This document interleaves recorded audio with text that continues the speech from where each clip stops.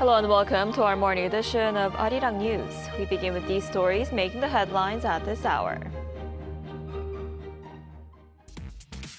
Oil prices saw another spike, with Brent crude surpassing $110 per barrel, following an Israeli attack on Iran's key South Pars natural gas field, and retaliation from Iran, a strike on major energy infrastructure in Qatar. U.S. President Donald Trump has suggested the idea of shifting responsibility for securing the Strait of Hormuz to countries that depend on the waterway, saying if the U.S. were to finish off what's left of Iran, it would put what he called non-responsive allies in gear. The U.S. Federal Reserve has kept interest rates steady for a second straight meeting, noting uncertainty from the Middle East conflict. This comes as policymakers still expect to make one rate cut this year, as they face a difficult balancing act between renewed inflationary pressures and a weakening labor market. As the conflict in the Middle East continues, attacks on energy infrastructure led global oil prices to spike overnight. Experts say this may worsen if disruptions persist. Our An Seung-jin starts us off. Global oil prices surged sharply after military exchanges between Israel and Iran targeted key energy infrastructures across the Middle East. May delivered Brent crude futures, a global benchmark, jumped above $111 at 4:48 p.m. Eastern Time. With high volatility, Brent's return to the $110 range was the first time in 9 days. April delivery West Texas Intermediate futures climbed to $100 a barrel. This comes as Iranian state media reported that Israel struck gas processing infrastructure for the South Pars field, which accounts for more than 70% of Iran's natural gas production.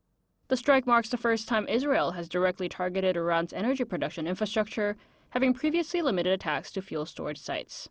U.S. officials said Washington had been informed of the plan in advance, but was not involved in the operation. In retaliation, Iran's Islamic Revolutionary Guard Corps gave a list of imminent attacks on energy facilities in Saudi Arabia, the UAE, and Qatar, urging evacuations.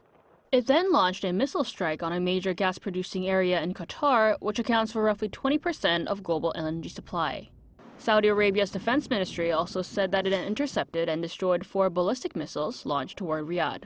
Experts warned that the conflict could further disrupt global energy flows, particularly as the Strait of Hormuz faces effective closure. Roughly 20% of the world's seaborne oil supply passes through the strait. An Seung-jin, Arirang News.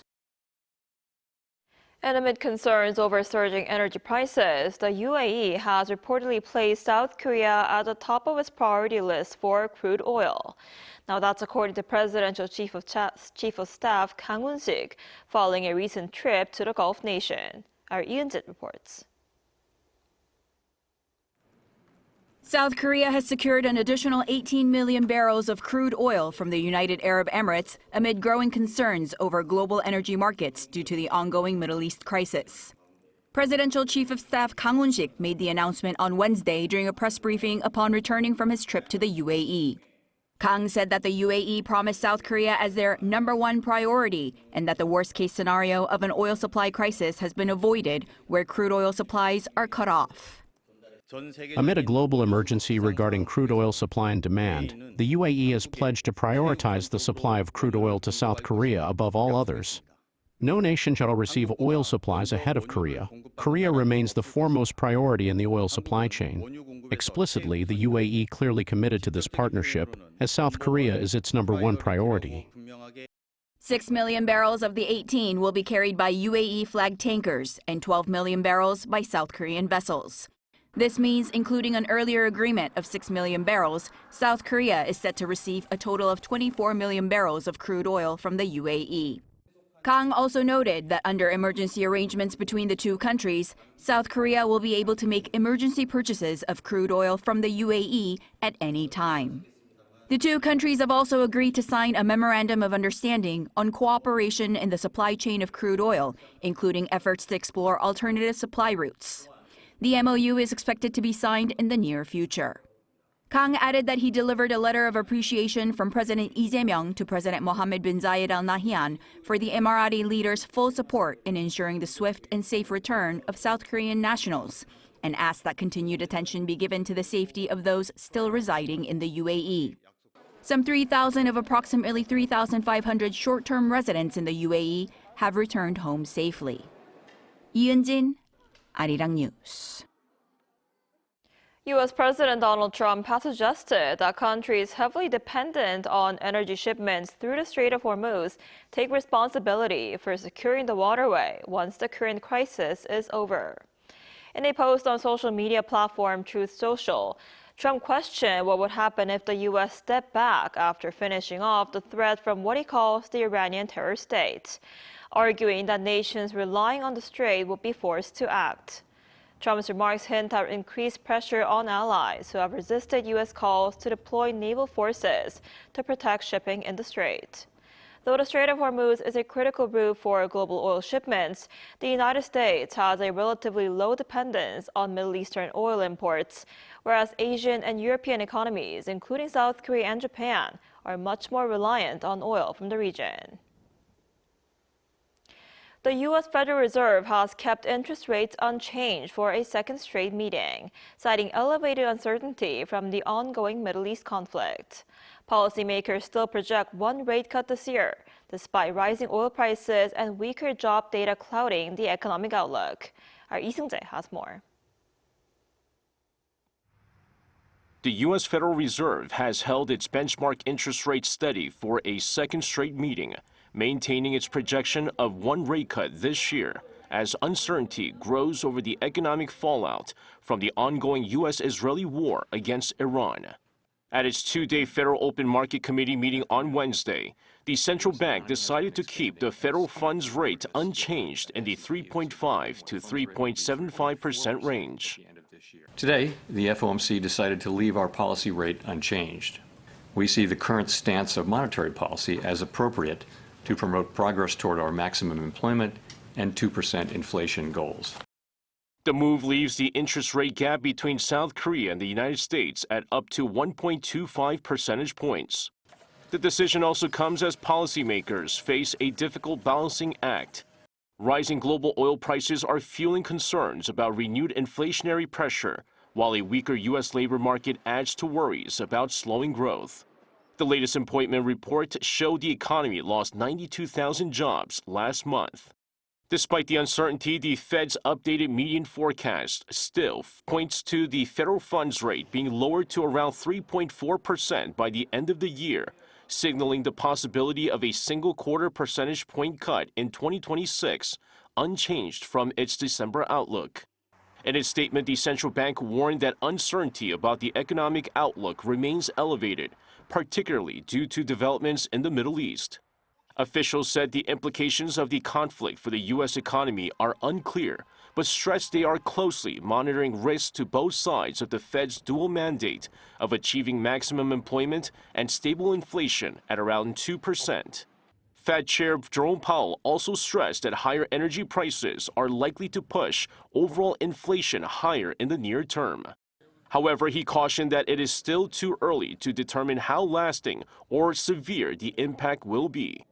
When asked whether the Fed expects the current oil shock to be temporary, Powell said no one can be certain.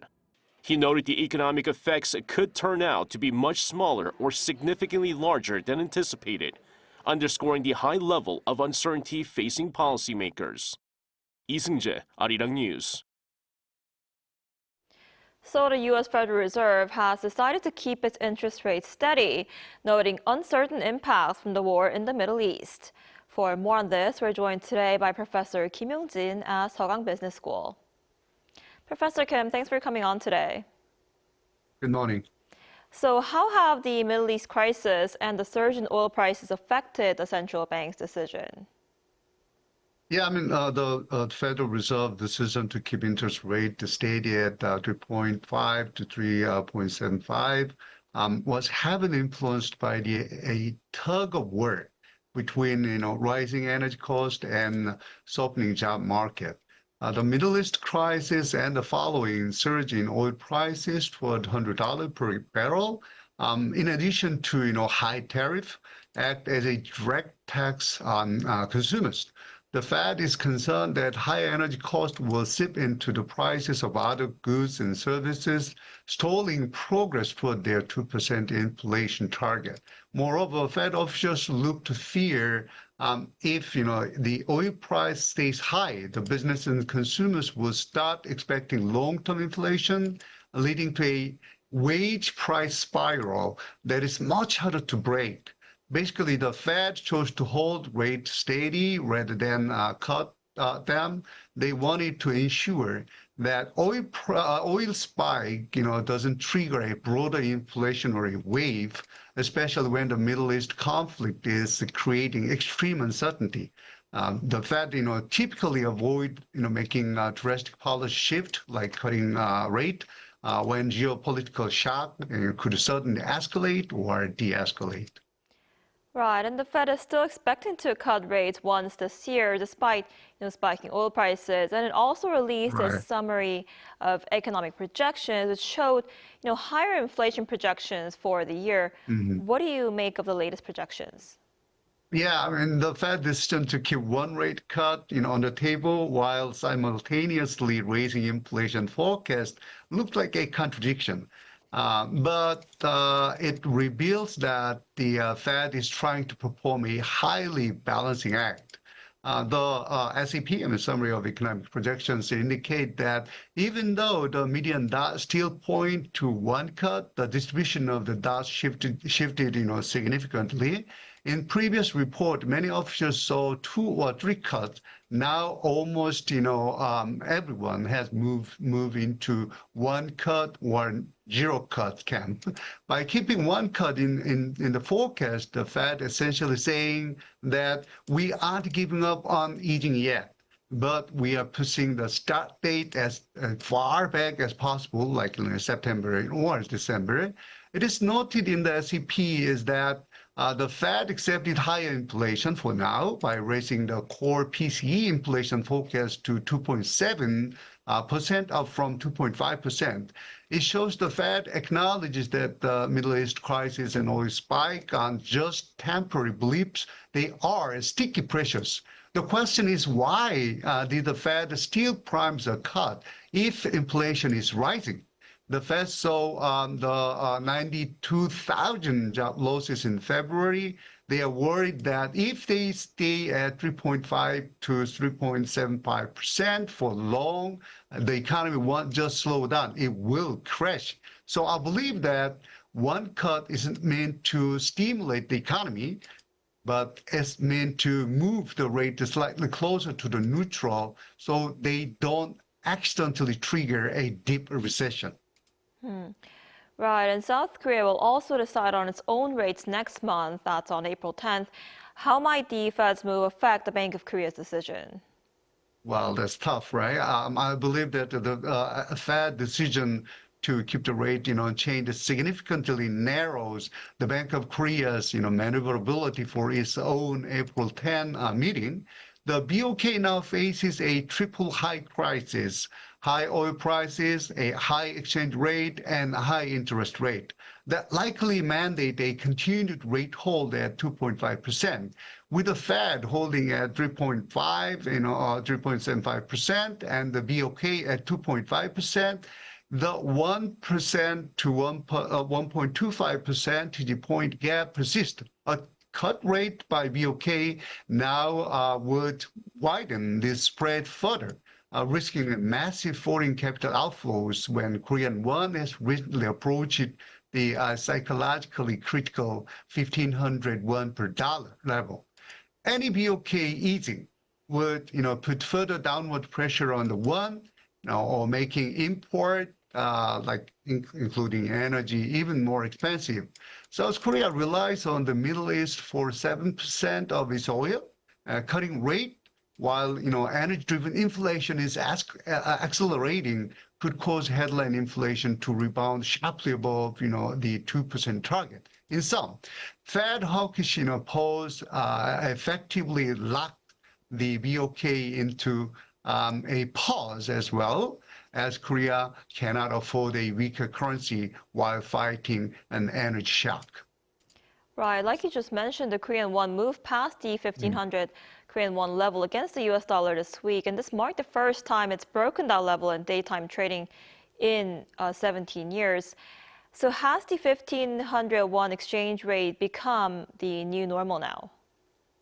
Well, I don't think so. But although, the 1,501 mark, has been breached in daytime trading for the first time since the 2009 global financial crisis, I view it as a temporary spike driven by extreme geopolitical stress rather than a new normal for a stable economy. The primary trigger are the effectively closed Strait of Hormuz and global oil prices surging past $100 per barrel, right? And most analysts suggest, 1,501 level is not yet entrenched, but it could become so under specific conditions. Let's say if oil prices stays above $100, and the conflict becomes a protracted war, the 1,501 per dollar could become a more permanent feature of the 2026 economy. If this level were to persist, it would likely lead to sharp rises in gasoline and raw material cost, weakening domestic consumption, and potentially causing, South Korea to miss its 2% growth target for the year. Right, and before I let you go, more broadly, the Iran war has already, heavily impacted the global economy, like we just discussed, driving up oil prices, and this led to a spike in the cost of living and airline fares. So could the conflict trigger a global recession? Well, the Iran conflict, has already posed a serious and growing threat to the global economy. A prolonged war, which causes a sustained disruption to critical energy and trade routes, could trigger a global recession if oil prices stays over $100 or climbs toward 140 to 150. It would likely push more major economies into recession. The effective closure of the Strait of Hormuz, by Iran, has already forced the ships to take longer, more expensive route around the Cape of Good Hope, and doubling, some shipping cost. Moreover, considering the fact that the Middle East is a major producer of fertilizers and critical materials like helium, which is essential for semiconductors, disruptions in this area could lead to long-term increases in global food prices and high-tech manufacturing cost. So the war that lasts beyond 3 months significantly increases the possibility of a guaranteed global recession. I see. I guess we'll have to see how that goes. All right, Professor Kim, thank you so much for your time and insight today. We appreciate it. Thanks for having me.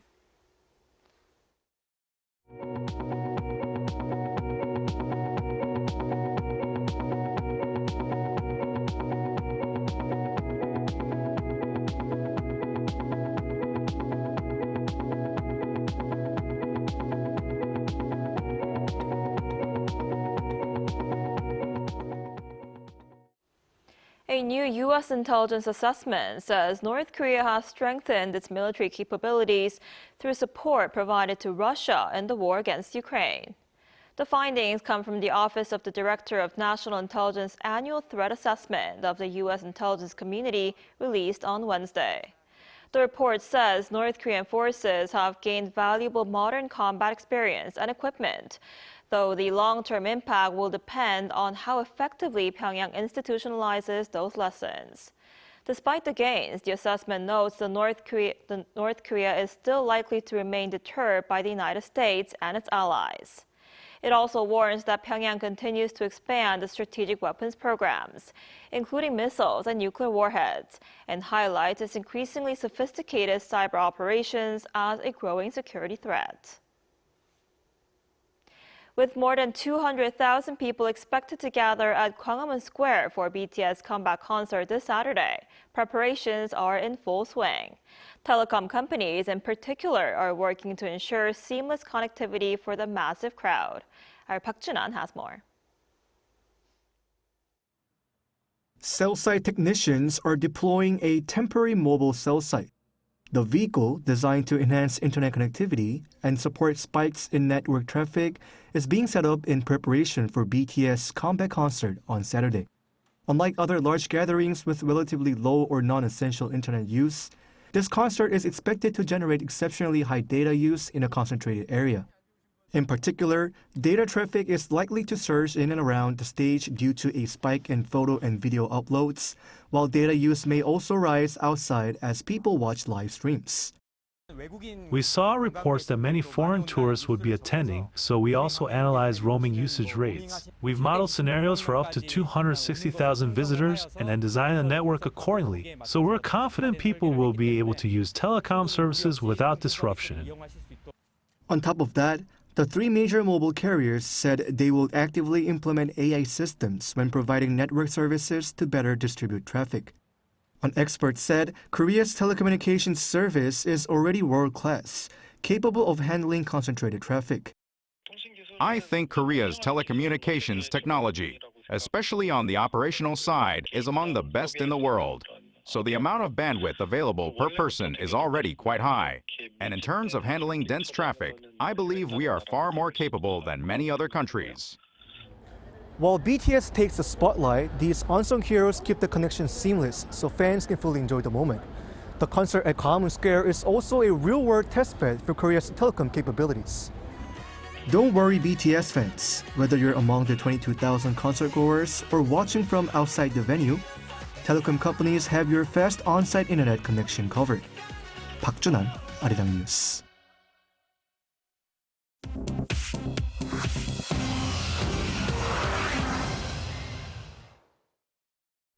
Good morning, I'm Chu Ji-hyun, and this is The World Now.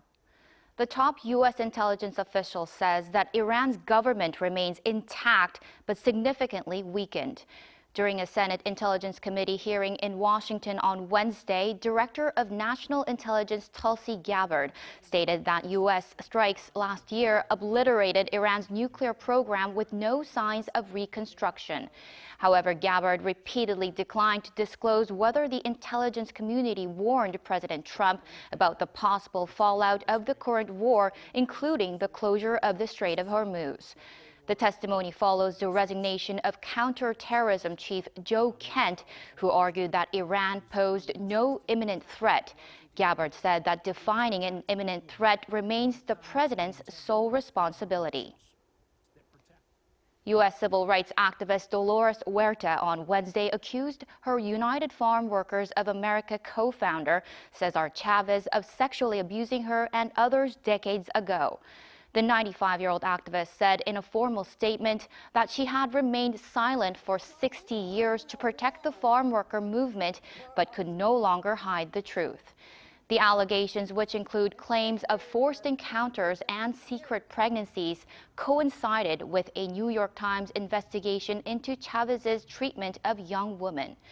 Texas Governor Greg Abbott has moved to abolish the state's Cesar Chavez Day holiday, while Arizona and New Mexico leaders called for the removal of his name from public landmarks. Chavez died in 1993.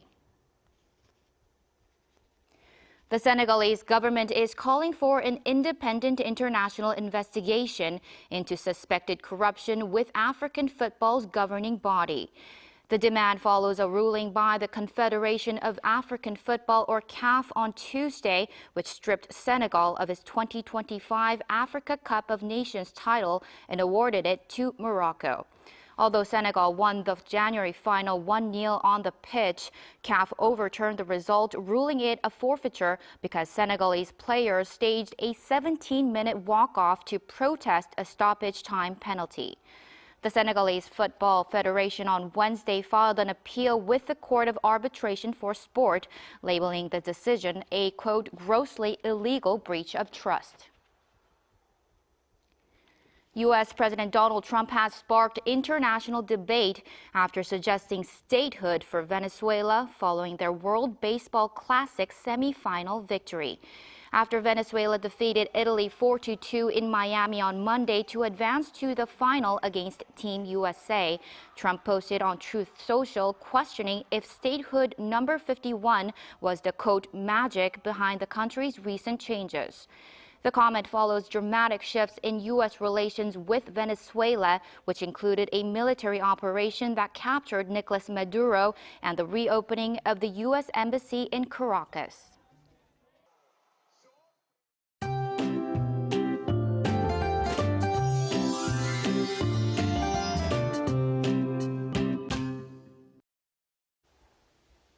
We are in for another day of big temperature swings, especially across inland areas. It was a colder start compared to yesterday, but temperatures will climb quickly this afternoon, rising by 10 to 15 degrees Celsius in many places.